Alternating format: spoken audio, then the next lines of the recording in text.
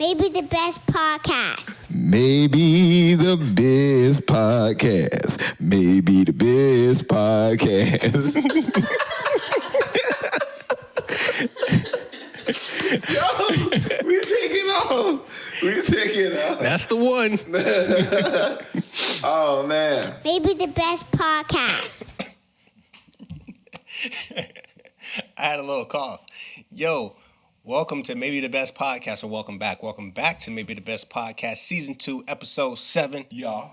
I am Vern Diddy, a.k.a. The Hot Dad. What's up, man? It's your boy Twan, the student. Yeah, man. Twan, how you doing? I'm good, man. I'm good. I've had a very cool, eventful week, to Shout say the least. out real quick to Lulu. Yes. New life for her family. Expected either today or tomorrow, but by the time y'all get this podcast, hopefully we got new life in the family. So congratulations to her sister and brother-in-law. So Absolutely. So first off, as always, shout out to everybody there in YouTube world, subscribing to us. I see them views going up a little bit per sods. So that means y'all kind of doing y'all thing out there. We appreciate y'all. We know it's a slow grind. We not into the optics any damn way. You know, we know that it's gonna come when it comes. It's gonna pop when it pop. As always, all of our listeners out there on SoundCloud and Google Play alike. And once again, you're live. But to your live, and YouTube especially, well, more so to the live, because the YouTube followers that we have are our YouTube followers. Mm-hmm. We got $100 gift cards that we're going to give out in a raffle Who is lit? once we make it to 100 subscribers. Lit. So we have some ways to go, but having 100 subscribers would allow us to have a custom URL for our Maybe the Best podcast page on YouTube. Wow. And so by doing that, then it'll be easy to kind of push this information out to you guys via YouTube. So we want to reach that number 100 as quickly as possible. So we'll give out two $100 gift cards. I'll give you guys some options later. And then whoever ends up getting them in the raffle will ask for your email address, your best contact information, and then I'll give you like an option of 5 different places. And that'll come straight out of my money, like out of my bank. Our money. No problem. Our money. We'll put it together and make sure it happens. So I like two that of you idea. will get it. So please help us out. Help us help you guys. I think that's a great idea, man. Shout out to all the supporters out there. For sure. That's been supporting us, man. In episode 7. Episode 7, man. Well, we got some good stuff, and Yes, I think we can really just dive right into it, man. Yeah, we can. Real quick. He say, man, if I don't get a gift card, it's gonna be a problem. Wayne, you good, bro? we gonna get you. We gonna get you some free merch, Wayne. Yeah, we haven't talked about basketball. Yeah. Real quick, who's your MVP? Wait. LeBron James, 38-8, 30,000 points, 8,000 rebounds, 8 assists. Real quick. Only player in NBA history to accomplish that feat.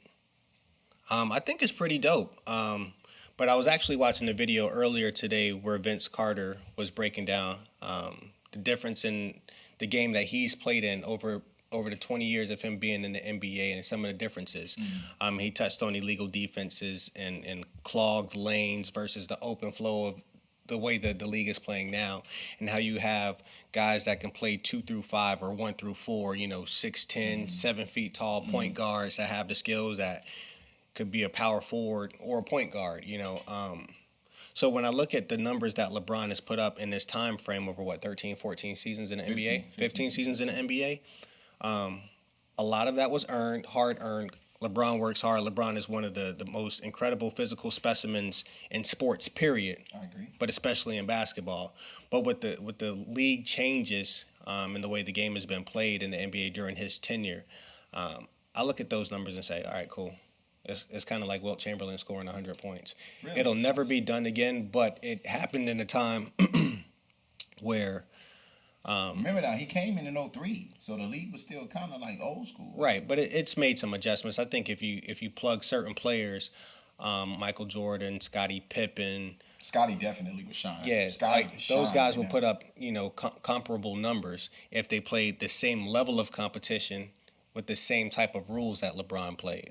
And I think if you put LeBron in Michael Jordan's era in the 80s and early 90s, I think some of those numbers come back down to earth. And I think that's just because... Not that he wouldn't be great or a top 5 talent. He still is that. Yeah. but the numbers would come back down to earth a little bit. Well, I mean, and I think for me, and we talk about this all the time. The same thing that I criticize LeBron for is the same reason I'm gonna praise him. Like, that man has 30,000 points, and he literally he is right. He is not a scorer. There is not one thing offensively for 15 years that you was like, yo, LeBron killed them niggas with that move. Right. You feel what I'm saying? So I do agree with you that offensively he would have struggled in that era because of hand checking. You needed a move. Mm-hmm. Steve Smith even had a move. Like, everybody had a move. So you needed a move. You needed a one move and a counter, like Charles said. Right. So, and he does not have that. So, but in that same criticism, shit, that still got him 30,000. Like, like, that's crazy to me. Like, with no significant 3-point shooting probably until like the last couple years, you would say. Yeah. No mid-range until the last few years.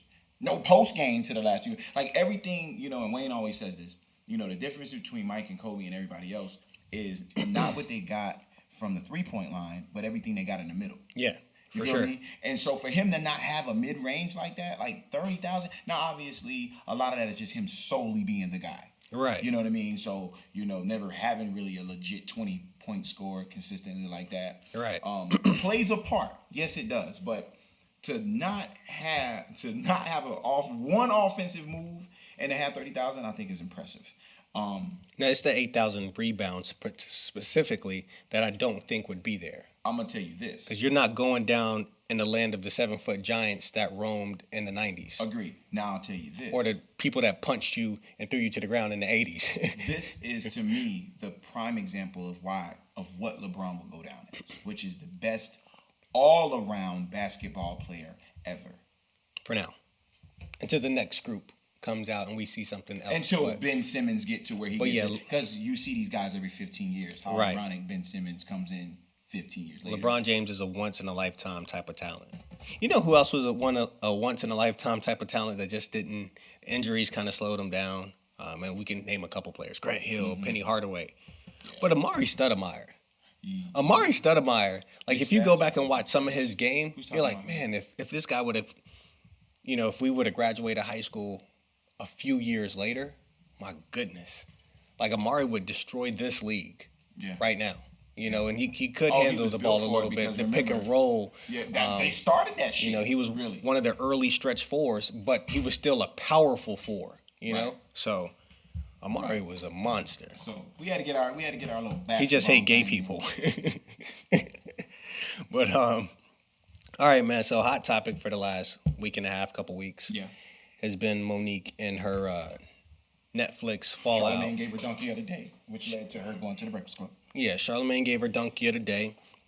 And I think his reasoning for giving her donkey of the day is for her saying, one, calling everybody out, the Lee Daniels, Oprah, Tyler Perry, saying that she's been blackballed from the industry, and comparing Lee Daniels to Harvey Weinstein or Weinstein. Dame has problems with Lee Daniels. Dame's got problem with you is legit. I'm just be real. I'm on the record of saying that. I'm a homer. If Dame has problems with you, and it has been out, right? It has been coming. If Dame has problems with you, it's legit. So I'm gonna go there. I'm gonna take her side with Lee Daniels. Anybody else you about to bring up? Go ahead. Nah, anybody else? I think if you have a group of people that are pointing at you saying that you're a problem, before you come out asking someone else for money, address those problems and make sure that you're bulletproof. You have to be bulletproof. I'm gonna speak. So, the Netflix deal, and I want to speak on the Netflix deal specifically. They offered her $500,000 for her special and told her she can't do a tour for 2 years. Can't do another comedy special for 2 years. Okay? $500,000 over the course of 2 years. Average people like you and I wouldn't bat an eye. We'd have signed the contract and kept it moving, right? Like if we're at this table with Netflix because we need it, I'm signing that deal. There's no questions about it. Okay. For someone who is a Oscar nominated, an Oscar winner, an Academy Award winning actress, she frowns upon it. Now she comes to the people, we the people. She goes through the media to make her case, and she's supposed to. That's your right as a celebrity. And I'm not here to bash you or or women, specifically black women. I am not here to bash Monique. I'm just asking. Somebody already did that. Yeah. I'm asking for you to take accountability. You cannot come on an open circuit using the media who usually reaches, us average folks that don't make $500,000 in 2 years and want us to feel sorry for you because somebody else is making more money than you. None of that matters. If you truly believe in your product, your ability, and what you're doing, you're going to make more than that $500,000 on your own without the middleman. Cut the middleman out and bet on yourself. But if you're going to use the middleman, if you want Netflix to give you this money, take into consideration we haven't heard from you on a regular basis since the Parkers. That's when you were funny. During that era, that's when you were funny. That's when you were popping. You got the Academy Award for Precious. Parkers, brother, Parkers. No, I'm messing with you. No, which was a great role in Precious, but it wasn't a comedic role. Precious was horrible.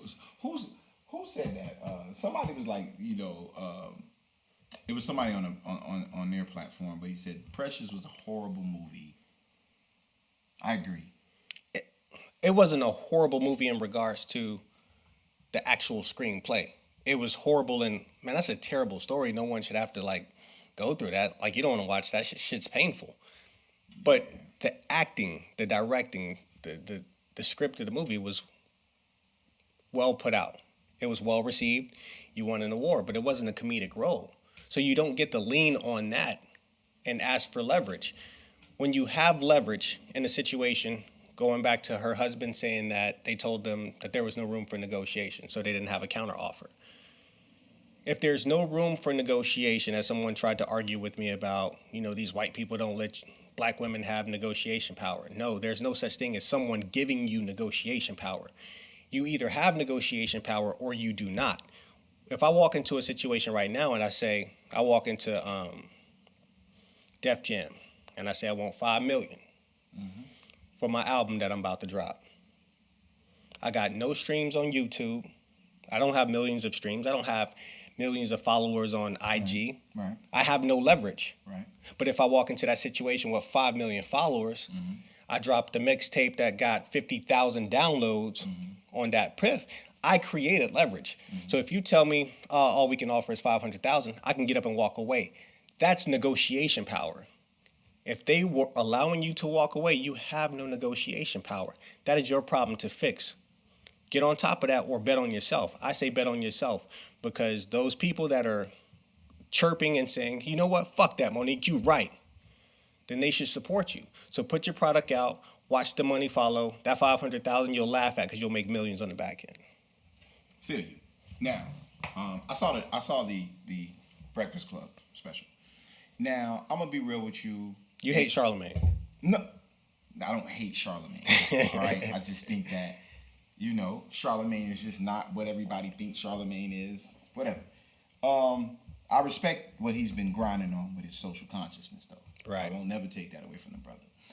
But when I first saw Monique do it, I thought she was just riding this whole boycott wave because it's like, all right, we supposed to be goddamn boycotting the NFL first, right? Okay, and I'm gonna get into that when we talk about Black Panther.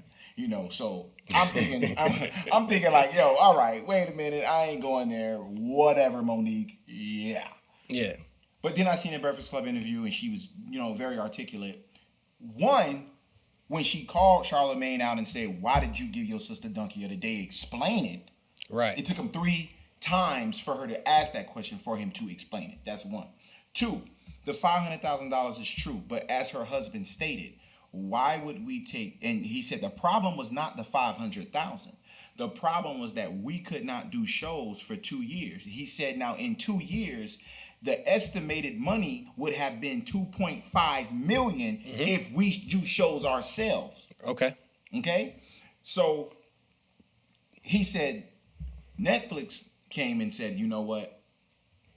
Our hands are pretty tied.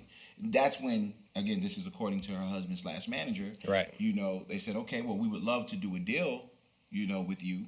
I guess they said the line dropped. They was wondering what was going on. They never got a call back.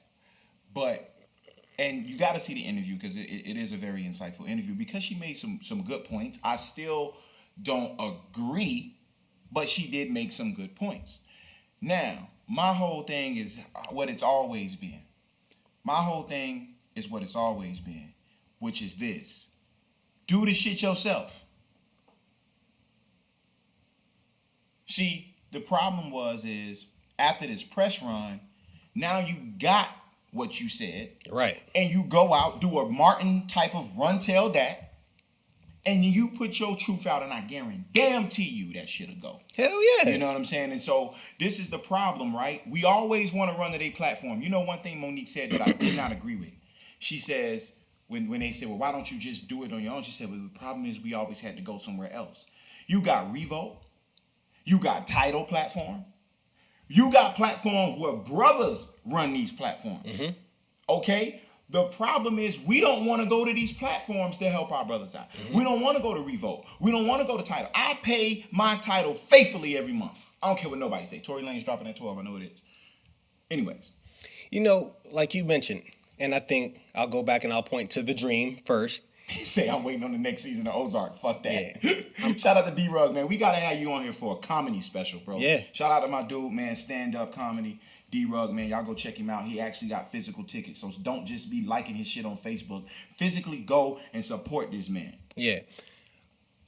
The Dream, Jay-Z, the world they created where the typical platform is not the go-to anymore. I don't have to do that anymore. Okay, everybody's doing Netflix specials. Dave Chappelle got a bag. Chris Rock got a bag. You know what? Cat Williams got a bag.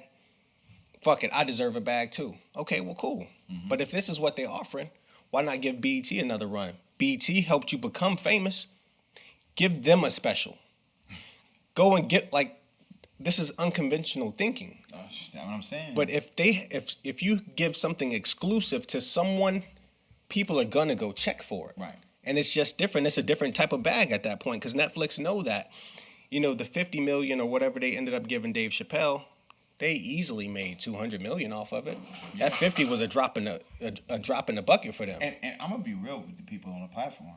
I'm gonna be so ready. So real. Monique, in my opinion, from a delivery standpoint and how she ate a showmanship standpoint, in my opinion, she's one of the best stand-ups from a name standpoint. Okay. That is out there. From a showman, when she hones that stage, when she going back and forth and she owning that, hey baby, and she doing all that, she got her own thing going up there. Yeah. She is one of the baddest stand-ups, period. That's just my opinion as a performer, as a showman. You feel what I'm saying? Yeah. Dave Chappelle's not a showman. His whole thing is in his delivery and how he punches it. Yo, his setups are lengthy and beautiful. Exactly. You know, how he punches it and you gotta wait for it and it comes. But, you know, Monique is definitely in her face. I did not say she's funny, asshole. You said she owned the stage when she owned it. She owned it when she owned it. Everybody on YouTube live. Shout out to my boy Chris and the Moy Clothing. Not just the Moy Clothing. The Faces line that just dropped. So the Faces line, I think we've seen something similar to it before, but I like what Chris and the Amoy team is doing because it's not just Chris. I know Chris is just one of the front men, but his baby girl, his daughter, that is the leading head of this company. But I really like what they're doing with the Faces shirts, man. I kind of want, like, a Rihanna. I want a Rihanna Faces shirt. Hey, Rihanna. Hey, Rihanna. So, for me... Now, in this situation, like and Tiffany Haddish? Tiffany Haddish just got a bag. She got $800,000 for hers. Now she said she had signed a deal well before the Monique situation had came up. So and Monique one has gave nothing. Her props. Monique gave her props and said, "Sister, you do your thing." And stuff like that. And like I said off air, I think Tiffany Haddish is funny. I don't really know what she can do from the stand-up perspective. I haven't seen that yet. But on the Carmichael show, she was hilarious, and then as a host of SNL, she was hilarious. So all right, I think as an actress, as a comedic actor, she is very, very funny. Let's be real. And again, I'm just being real. Yeah. If Monique did not have dropped that video about Netflix and come out with a special, I'm telling you this, and I guarantee you this, the urban community at least would have liked that special. Probably so. I think what happens is the normal thing that happens is when someone goes so hard, it make people go, you ain't even really that funny. And then you start checking people's resumes and all this other stuff. Monique's funny, man. You know, she has a raw truth style right about her. That's what she has a truth style. So for me, she can get a laugh out of me. Right. It won't be, I won't be crying, but comedy is just like music. You know what I'm It's saying? super subjective. I was gonna throw this out there because No, she's not. we've been discussing this for over a decade. Me and you, over a decade. I know what you about to go into. I think Chris Rock is hilarious. I don't think Chris Rock's funny at all. Exactly. Let me get one real. And that's the beauty of it all. Yeah. Like I don't find any woman funny like that. Like Okay, I don't sit. I I feel can't sit down and just watch a woman and just because I can't relate. Cheryl Underwood, you know what I mean? Like hilarious, bro. Maybe because she's ugly. Sorry, Cheryl. no.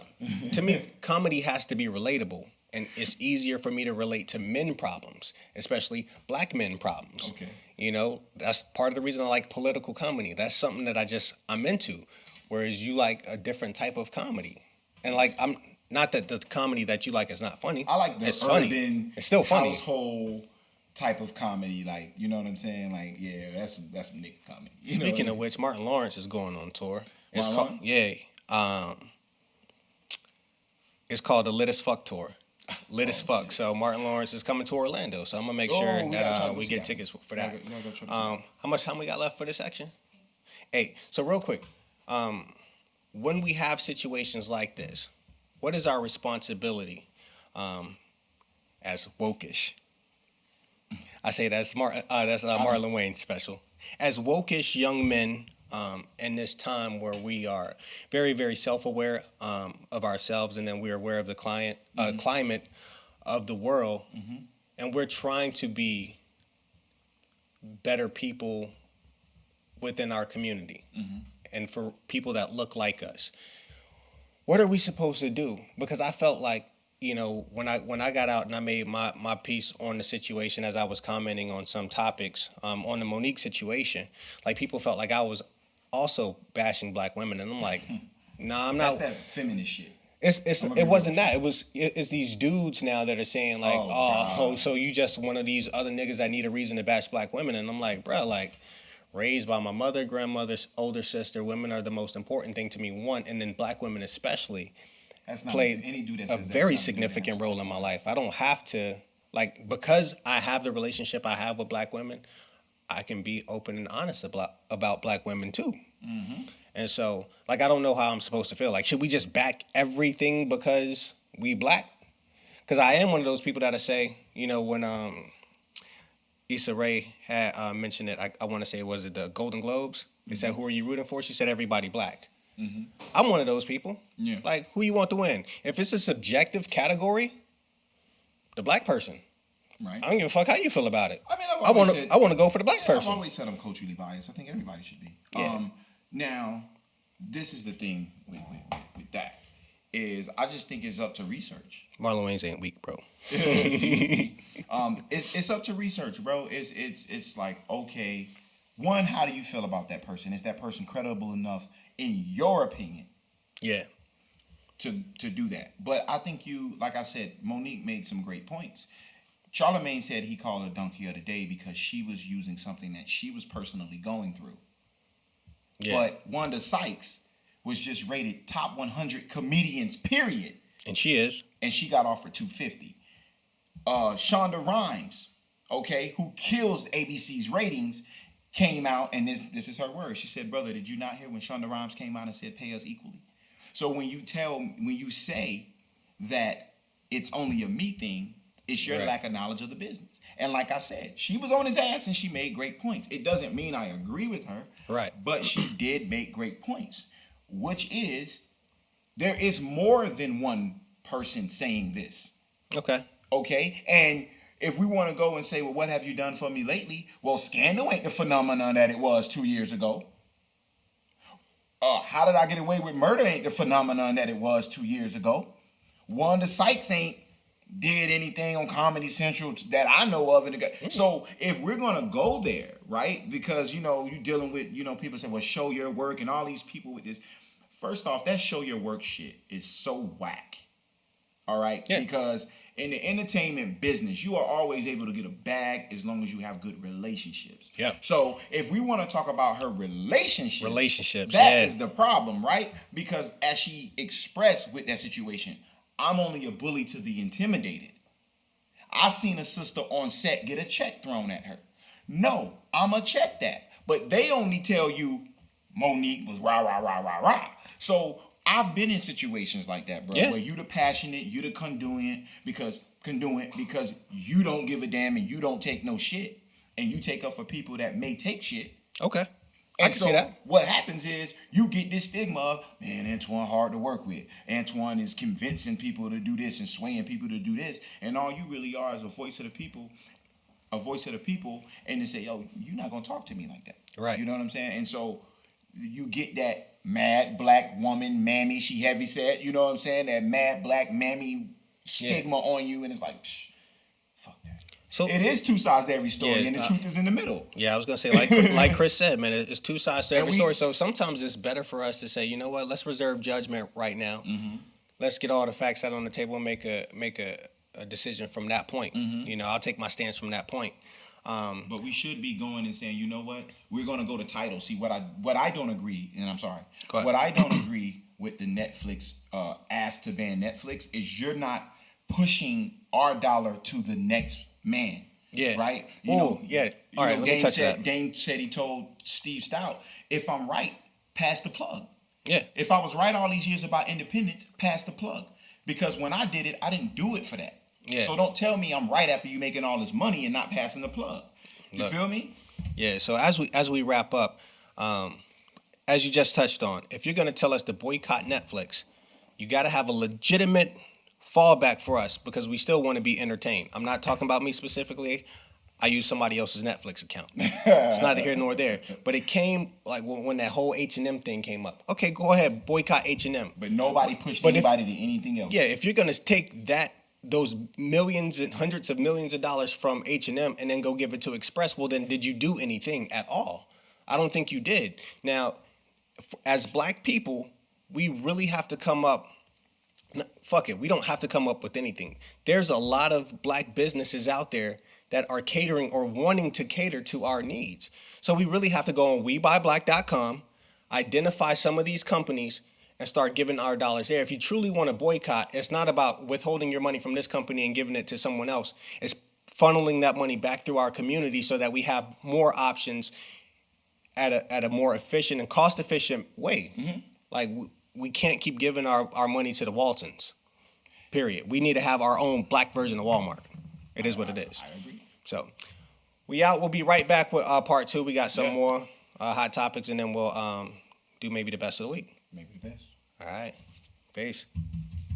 Maybe the Best Podcast. What's up, y'all? Welcome back, man. Segment 2 of Maybe the Best Podcast, episode 7. Me and the hot dad here today. Louis is with the famo, getting ready to bring another life into the world. Yeah. You know. Segment 1, we spoke about Monique and the Netflix situation. Yeah. Yeah. What we got for segment 2? Black Panther. Black Panther, man. Over $700 million. $700 million. In 10 days. In 10 days. Ooh, I want to get on this. Now, Black Panther is a movie. MCU, Marvel Universe, Marvel Studios, now owned by Disney. So it's not like this is a black company that put out this black film. I also don't want to make it seem like the Black Panther wasn't already down the pipeline. It was already a pipeline project from the Marvel Universe that they had already planned out. Can you please stress that? Because I think for our people, that's very important, because what our people is doing right now is they're giving an opinion about this movie as if it's like this character was alive just now. You know what I'm saying? Like, this character has been around for over, 50 years, I think? This character has been around for over 50 years. So, if anything, it's long overdue, and I think this movie is slated for 5 movies. I'm not sure. I know there's another Black Panther, but then I think they're counting all the Marvel Universe movies that he'll be included in, like Infinity War. He was a part of Civil War as well. But I'd say at least for all of us that have followed this chain of movies, we've known it's been coming for at least 10 years. And so a lot of us, when we look at the calendar, the Marvel calendar, like, we were looking forward to Doctor Strange and Black Panther. Wow. Like, years in advance. It was like, yo, these are going to be the ones I want to see. So with all of that, I still don't believe this movie would be the movie that it is today, killing in the box office and worldwide, without the power of the black dollar behind it. We are excited. We are an excited community right now. And why didn't y'all put that kind of money and kind of energy and effort behind what was the Nate Turner movie? Nat Turner. Nate Turner about Nat Turner. Birth of a Nation. Birth of a I'm Nation. gonna tell you why, because we was busy bashing him about some bogus ass sexual assault case that he had and that he got exonerated for, and it killed the momentum. But go ahead. No. Okay. Well, the And real Marvel heads. Yeah, I was gonna say the real reason is He said the real. as most people are saying right now. Look, man, we just tired of seeing movies about us in these predicaments. And chains and shit. Yeah, like we're over that. So it's dope to finally see a movie of us as the superhero and not like Blade where he's kind of like this villainous superhero. No, this is a legitimate superhero with education, wealth, a great community, leadership from black women, and just an overall black civilization with, 3 white people in the movie? It was like 3 or 4 white people in the movie. And they were called colonizers. And they were colonizers. We're gonna go to the live real quick because one thing I do disagree with, and I've seen Chris say this a couple times where he says black people got played. Okay. What do you mean by that? Black people can't get played because Black Panther was a character that was already written. Mm-hmm. It was already made. Okay. Let's just keep it real. I don't know what's going on with my app. Let's just keep it real. The majority of our community aren't comic book heads. Right. So therefore, you are not going to know that this story has already been written and things of that sort. So a lot of people were talking about the story as if it was something that literally was just created and the white man purposely put it in there. And it's like, dude, this story was already created. So what I'll say is this: when you say black people got played, it was a Marvel movie that just so happened to be about a black character, okay? Mm-hmm. And African culture happened to be in this movie. So that's what got the extra folk to come out. But this is no more than a Marvel movie. The only reason why it was in droves is because, like you said, it is the very first movie that puts us in control in our rightful position historically. Yeah. Because we're going to talk about the downfalls about what I feel the ideologies of Wakanda. And it puts us in our rightful place. Yeah. Not from chains. Our history did not start with chains. So from that aspect, I don't think black people got played. I think what it should have done was create a mustard seed of pride for you to want to go learn about culture, if anything. So I think the writers of the film did a great job incorporating the story of the Black Panther, but then also modernizing it a little bit and making it relevant to the times, because they did do that. Of course. And Marvel, Disney, everybody, I'm not sure if this is what Chris was trying to get at, but them saying, all right, cool, we got this Black Panther film. We had already slated it to drop. Most Marvel films drop summer or around Thanksgiving. This one, we're going to put right in Black History Month. It fucking makes sense. Marketing-wise, it just makes sense. We're going to get all the niggas out to watch this nigga movie. We're going to get these extra dollars. Cool. Well, everything that they set out to do, they did. They accomplished it. This movie is doing phenomenal. But with that, isn't it time for black people to really look together? Because this is a proud moment for black people. Man, look at us. We on the screen. We doing major things. We're finally seen in the light that we want to celebrate. Mm-hmm. We should also look at the back end and say, well, look at the numbers this is doing. Mm-hmm. This is going to end up being one of the highest grossing movies of all time. I think when it's said and done, it's going to rival Avatar, the Titanic, those types of movies, right? When the numbers are done, I think we have to look at it and say, look at what we can do when we put our money and our mind in one direction. Mm-hmm.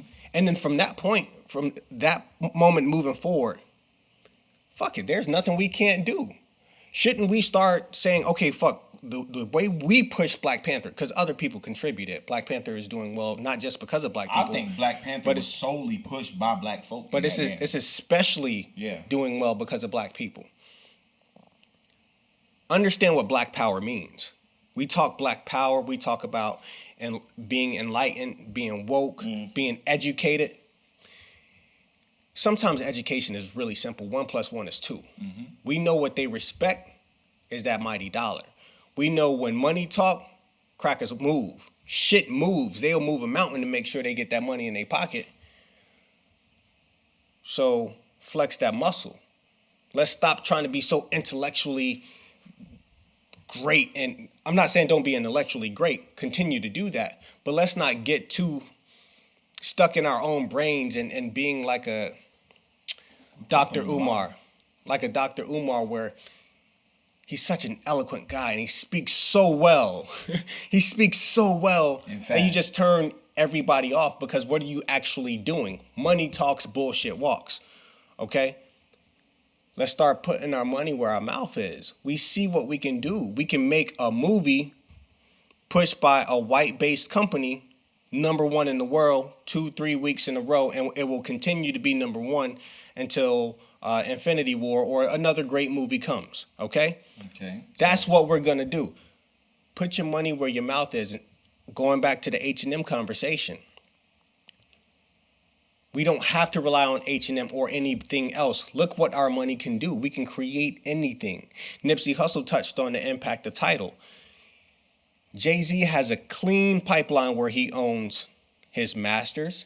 He owns the platform on which he can drop his music. He owns the record label. There is no one that can jerk him. So even if people are like, haha, Jay-Z doesn't have as many subscribers as Apple. Jay-Z ain't splitting money with nobody. Get out of this mindset of, well, they're doing it bigger, so I just want to go with who's most popular.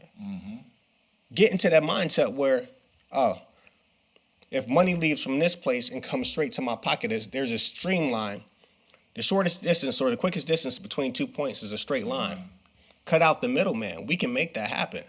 And if we move collectively as a unit, which we've shown that we can do, and in the Black Panther, we have a lot of celebrities coming out, renting out theaters for droves of people to come and watch this film. Can't we do that for more meaningful things? I think this movie is great, and I think it will help us, help our young children especially see themselves in a positive manner and want to do more. But food drives, supplies for school, things of that nature, we have to see that same type of energy. Like, when you see me on these situations, have that same kind of energy when you see me, basically. And I respect all of that. I agree with all of that. The problem is like I said at the end of the football season, I waited to the Super Bowl to say it. We missed a moment. Yes, we did. Okay, see, the problem is these little simple moments create those mustard seeds that I'm talking about, right? I knew the power of our viewership and our dollar. It's the same shit. Yeah. So it's like we can band together and go watch a movie, but we can't and spend our money to go watch a movie, but for free, not watch a game. Now, the excuse was, well, I grew up in a football family. You didn't grow up in a Marvel family. You didn't grow up in a comic book family. Because at the end of the day, that is what it is. Yeah. You didn't grow up in them kind of families. Disney always been the power. Now, he said they knew the power of dropping Black Panther during February. Yeah, absolutely. Yeah. So, therefore, in my opinion, I love what you're saying. But it goes back to how broken we are because we are selective at the things that we want to be prideful about and that we want to go exercise our power about. You know what I'm saying? So how dope would it have been to not only boycott the NFL season, the whole season, right? Which shit would have moved. Like, people don't even realize how quick it would have moved. People don't realize. In that short period of time, Papa John's is now out with 2 years left on their contract with the NFL. They're now out as the official sponsor of the NFL. People do not know how quick it would have moved if they would have figured out these TVs is off in these urban neighborhoods. Mm-hmm. They are off, right? And so then that moves something. So then you move away. We are such a broken people that, yeah, we do need to use superficial shit to recreate our mustard seeds. So when a brother is going through something and it's a game, you got to look at it more than a game. Mm-hmm. You got to look at it, the big picture, because then that'll trickle over. And maybe we do support Monique because you would have already been in that condition. Well, who's to say? Because this is very possible that the Black Panther, if we stay on their neck, like you would say, if we stay on their neck, the Black Panther could very well be the spark plug. Imagine if this kneeling for the national anthem would have come out after the Black Panther had already dropped with the type of fanfare it has now. Don't you think people would have rallied behind Colin and be like, "Fuck yeah, we need to stand together, Wakanda forever"? We shouldn't. But we shouldn't need a boost. And I love this. But we do. But I love the pride, right? But we had an opportunity, and again, we're even divided in the movie. In regards to what people think about the movie, there's a divide amongst our culture in regards to that. Like, for the record, on YouTube, Black Panther is the greatest movie ever made. I said it. So, man, for me, it's just like, yo, I think it's dope. Yeah. But what I also would have thought was dope was also not knowing that, like, we're not doing this. You feel me? Like, we gotta exercise we gotta exercise the other side of that. Yeah. So all I'm saying is I love the movie. I'm gonna go see it again. I'm gonna take my kids to see it. But also, I do agree with you. We already know the power of our dollar. We already know that we are the biggest spenders. We already know that the stimulus package was geared for the urban communities to kick off. Like, we know these things, man. And so, for me, I'm totally on board with what you're saying. I just think that we be missing moments, dog. Like, we pick certain moments and we're selective. And that's just... honestly, because, we're broken people. And honestly, I'm going to be real with you. The excitement behind Black Panther displayed how broken we are. Because... I think that's fair. Because it was like, damn, like, we just got a chance to now be prideful. You know what I'm saying? We got a chance to be prideful now. Nobody was going to show up in droves to Birth of a Nation except those that was really about that, mentality. Right. But it's like you said, because it wasn't a celebratory thing. Yeah. It was the first time that it was like, whoa, bruh. Yeah. Whoa, this is crazy. Africa, like, even Blade was like some vampire. Right. That ain't our story. You know what I'm saying? Like, this is our story, and even I had on my platform questioning about the relationship between the Wakandians and the Black Americans and how that's a real thing. So yeah. I would say, like, the last Black movie that I saw that had, like, that celebratory feel before the Black Panther was probably Ali.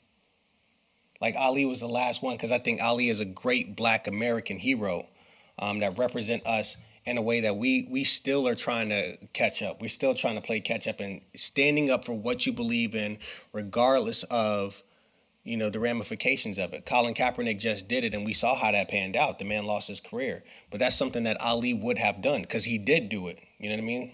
Threw the man in jail because he refused to, the only difference is, man, the people stood behind him. Right. The people ain't shun him, and they didn't make excuses. Say, oh, his numbers, and he's really not a good boxer, and he barely won the Rumble in the Jungle, and he should cut his hair, and all that fuckery that was going on, man, that just wasted. And I said something on Black Edit when I was talking about this. Right? Because, one thing that I learned about the Million Man March was Pac got out, and 4 days later the Million Man March happened, and Tupac didn't go to the Million Man March. They said he was shopping on that day, But outside of the Million Man March, we have not been a part of any generational movement shapeshifter shit. No, we got Barack Obama in office. We did that. All right. That was our generation. Okay, hold on real quick. What did that end up doing for us as a community?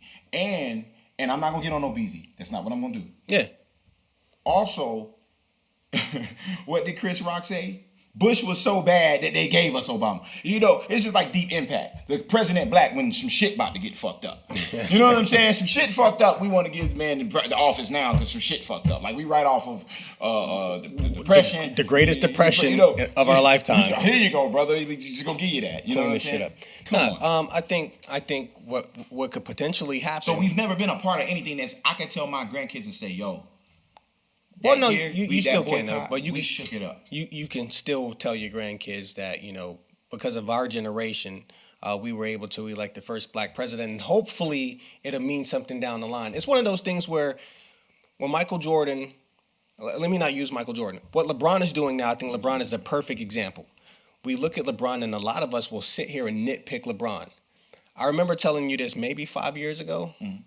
I said, man, I'm going to stop hating on LeBron, because we're witnessing a player that we probably will never, ever see the likes of again. Like, I got to stop hating on him. I hated on him because he was in Cleveland. Cleveland and Orlando had, you know, a little rivalry when we was actually good. And LeBron was getting all this hype. He won MVP when I felt like Dwight Howard should have won MVP. Then he went to Miami and he stole Florida away from the Orlando Magic. So, like, I had problems with LeBron. But then it was like, wait a minute, man. This guy is just so talented. I missed out on Michael Jordan. I'm not going to miss out on LeBron James. But most people don't feel that way. You got LeBron James lovers, LeBron James haters. But LeBron James haters, I think 20 years from now, will look back and say LeBron James was one of the greatest players ever, if not the greatest player ever. And they'll find all the reasons he's better than Jordan versus the 6-0 in the finals, I just 3-5. For me, I mean, competitively is where I knock him. I don't really put him in top 5 competitors. I don't believe that.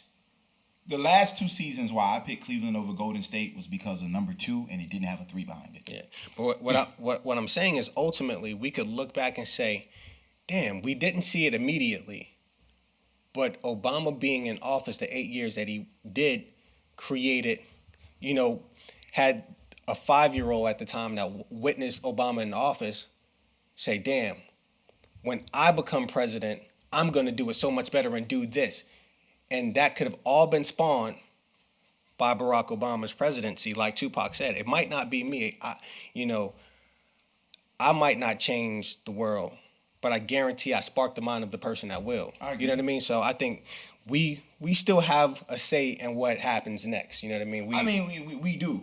You know, and I would love to be a part of something, you know, a generational shaking thing. But what I say about that is just, let's just be real.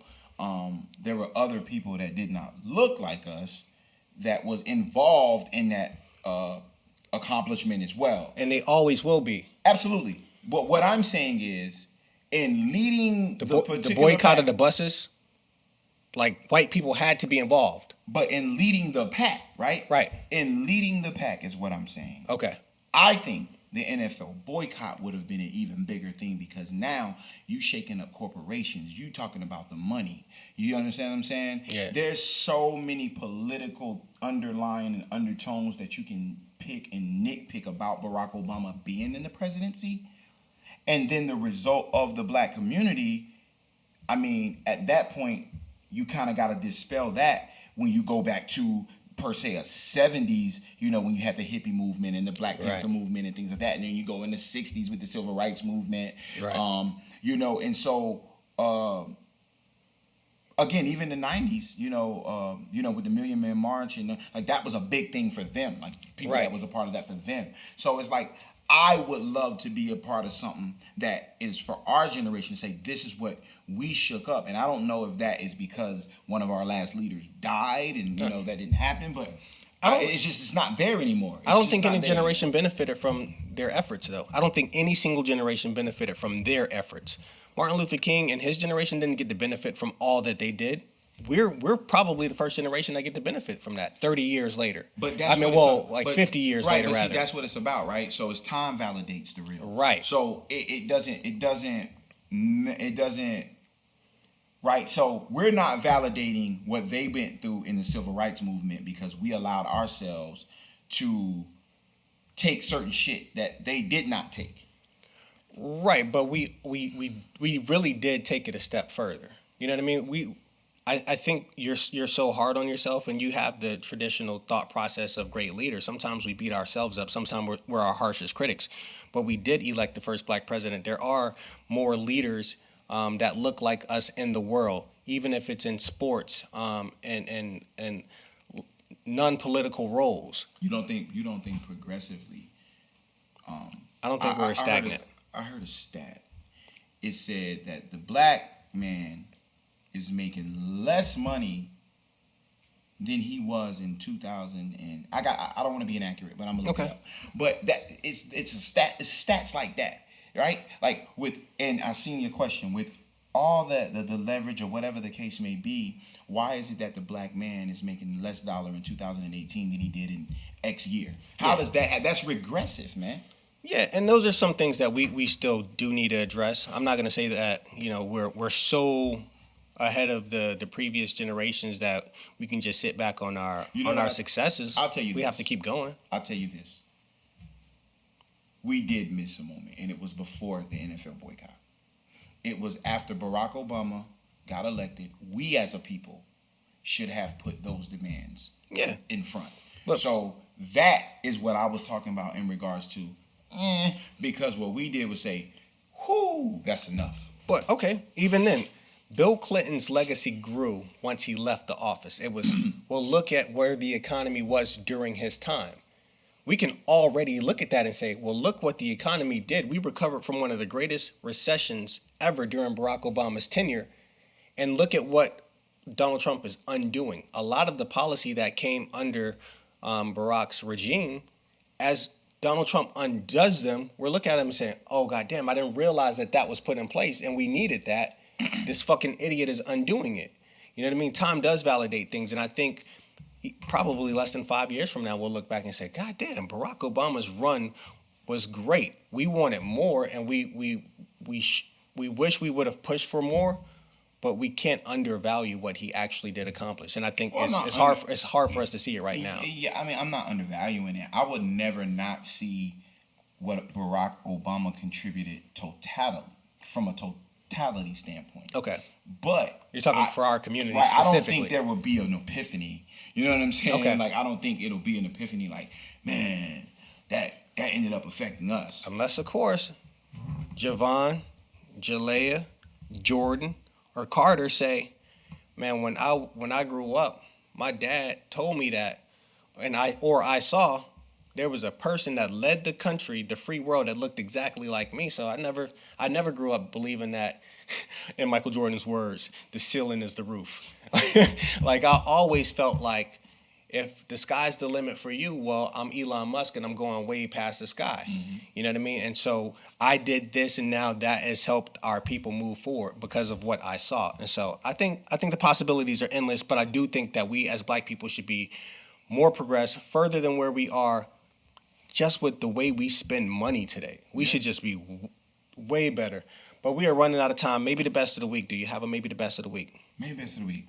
Yeah. My baby girl turned 9. Hey. Now, I always try to keep my maybe the best personal.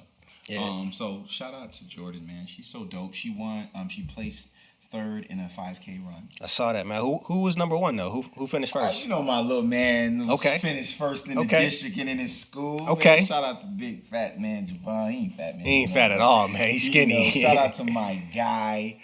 And I told him, I said, you know what, man, because this was on your sister's birthday and you had every right to make it about you because you placed first, you showed really great humility today with not even making it about you. Bro. You didn't even know that he was in the damn race because it was all about his sister. So he's just a dope kid. Smart, athletic. Smart. Very, very smart, man. Like, humble. Yeah. Come on, man. That is a direct reflection of you and his mother. Yeah, absolutely. She's awesome. But you, man. So congratulations, bro. Appreciate it, man. Kids are dope. What's your maybe the best? My maybe the best is my dreads. So underneath these braids, I got dreads, man, and I'm about to let dreads. Shake them down. I ain't shaking them down. I'm letting them lock, man. This is it. Yeah. I honestly, if they droop, I think you be good with them. Yeah, I'm letting them lock, so I won't wash my hair for a month. Okay. And as they lock and start to get longer, I'm gonna go ahead and start letting them drop. Well, but good thing Lulu's sitting next to you, because that's gonna be stinking. No. I have a way to make sure my hair smells good. I got beeswax in there right now. Yeah, male. You gonna use male? No, Scott gave me a heads up on some product to use, and it has like Jamaican limes and juice and wax, or not wax. It's not a wax. It's a gel. But he said to do that for the retwist, it'll help you. Like that particular product line will help your dreads smell good, grow fast, stay clean, all that. Shout out to smelling good dread. Yeah, man. So, shout out to the process. Shout out to my my hair designer, for braiding me up for the past couple months. Sam Hinkie. I'm sorry. Trust the process. Yeah, man. I've been getting my hair braided for 4 months, and I feel like it's got long enough for me to make this decision. So I'm excited about it. So, all right. Anything Black at it before we get out of here? Yeah. 2 minutes, and I think my phone gonna die. Black at it. For those that follow me and follow Black at it, and things that's been going on in the community and with myself. I'm here to say this right now. I'm not backtracking off anything I said, but I want people to understand, and what I realized is there's people watching that you don't even know is watching, okay? And particularly the elders. So, for me and my platform, it's not about ignorance. And so what I want to do for my viewers and the listeners of Maybe the Best is just extend, a big real nigga apology for giving energy to ignorance. Okay. So that's my Black at it, man. Potentially lay around for Black at it Radio. Sounds good to me. But other than that, that's it. That's my Black at it tonight. Cool, man. We love y'all, YouTube, Facebook Live. Thank you guys very much. We'll see y'all next week. Peace. Maybe the Best Podcast.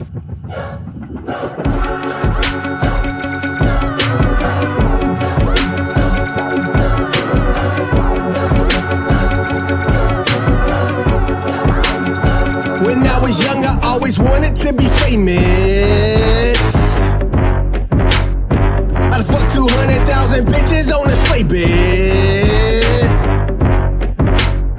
Not all at once, but if I could, I would, I swear, yeah. Just like the fuck a lot, big pun, I'm not a player. Okay, now I've been on some other shit with my bad bitch thicker than Southern grits. We fucking and we get to the money, fuck all that sucker shit. I've been on a hell of a run, I need a sponsorship. This bitch is pussy out of this world, straight from a mothership. I've been on my ET and being broke is foreign in my 30s. There's nothing you can say today that hurt me. Just sit back and observe me, pop the top off this bottle, Vevin bacon for breakfast and getting top from a model. Bitch, I'm cool. Bitch, I'm bad. And if I die tomorrow, them bitch niggas would be glad. So I plan to be right back. It's only right they hate it. And if I had to fuck a give, I wouldn't. I can't fake it. So bitch niggas gotta take all it. I know is getting to and bagging up that moolah. And if they try to stop it, press that Glock to their medulla. These niggas never measure up when fucking with the ruler. Cause they be taking days off pussy niggas, Ferris Bueller. I don't worry about no one but me, myself, and I. And Carter gon' be good as long as daddy's still alive. But just in case I die today, I promise you'll be fine. Cause my life insurance got 2 commas and he first in line. Why the fuck you think I'm working so hard? My God, my current mission is low emissions in my garage. A Tesla Model S, 200 on the dash. And all you hear is pew. Soon as I press the gas, I'm back.